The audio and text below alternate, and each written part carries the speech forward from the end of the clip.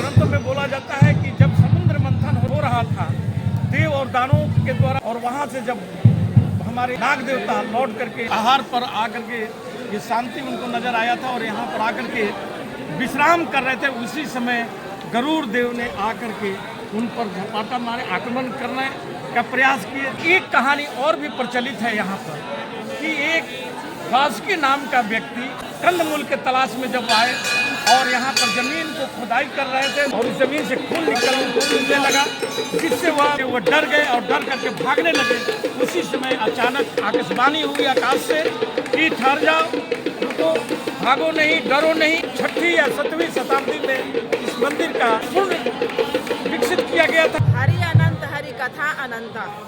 जो अभी तक सुनते आदमी आया है वही आज अपने मुख से मैं बता रही हूँ आपको इस चैनल के माध्यम से। भोले बाबा का जो कहानी है ये है कि समुद्र मंथन जब हो रहा था तो वो नाग देवता उस मुसल में लपटाए हुए थे और मंथन हो रहा था, जिसमें अमृत निकाला जा रहा था। समुद्र मंथन के बाद वो नाग देवता सुमेर पर्वत पर आकर के गिरे पड़े थे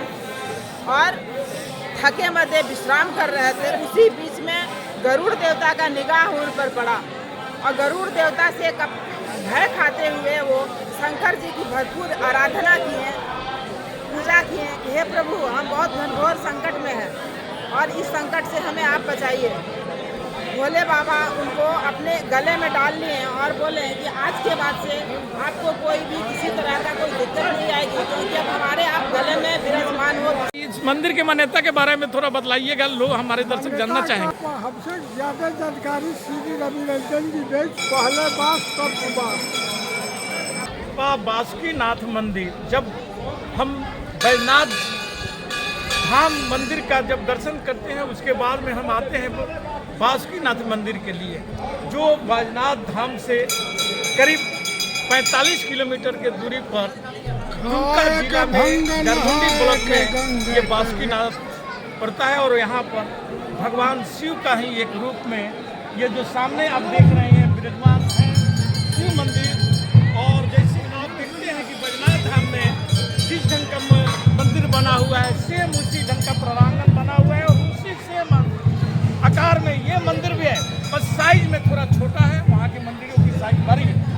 और इतना ही अंतर है। लेकिन इसकी एक पुरानी कहानी भी बोला जाता है, हमारे ग्रंथों में भी है कि जब समुद्र मंथन हो रहा था देव और दानवों के द्वारा समुद्र मंथन किया जा रहा था, उस समय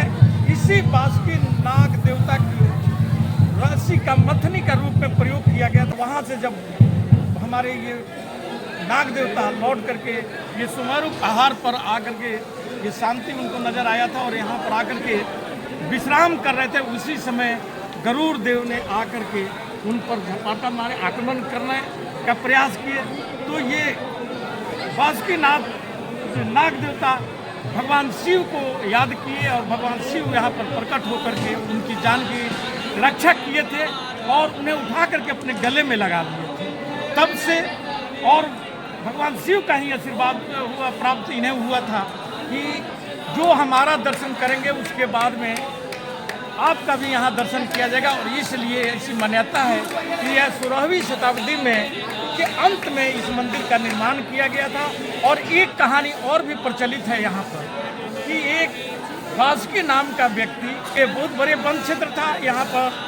कंदमूल के तलाश में जब आए और यहाँ पर जमीन को खुदाई कर रहे थे कंदमूल निकालने के लिए, तब तक उन्हें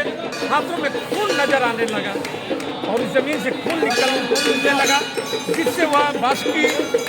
जो गांव के व्यक्ति थे वो डर गए और डर करके भागने लगे। उसी समय अचानक आकाशवाणी हुई आकाश से कि ठहर जाओ,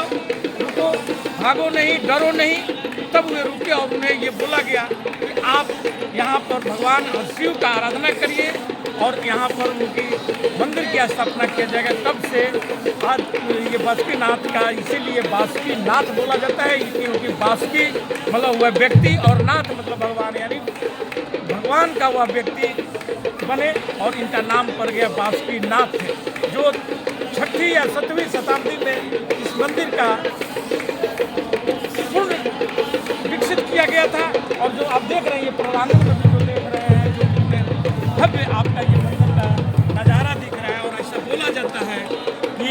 बैजनाथ धाम में आपका दीवानी केस की सुनवाई होती है तो बाबा बासुकीनाथ में फौजदारी केस होता है, और इसलिए लोग यहाँ दूर दराज से आकर के भगवान शिव की आराधना करते हैं। और यहाँ पर पहुँचने के लिए आपको या तो कलकत्ता का नेताजी सुभाष चंद्र एयरपोर्ट पर आना होगा, या रांची के बिरसा मुंडा एयरपोर्ट पर, या रेलवे मार्ग से यदि आना चाहते हैं तो सबसे नज़दीक railway station Dumka railway station है, और यहाँ से 50 किलोमीटर की दूरी पर जसीडी रेलवे स्टेशन है, वहाँ से भी होकर के और अनेकों बस आती है और अन्य सुविधाएं भी है, जिससे आप इस मंदिर में आकर के पहुँच करके भगवान शिव के आराधना कर सकते हैं, दर्शन कर सकते हैं। और इसी के साथ मैं अपने वक्तव्य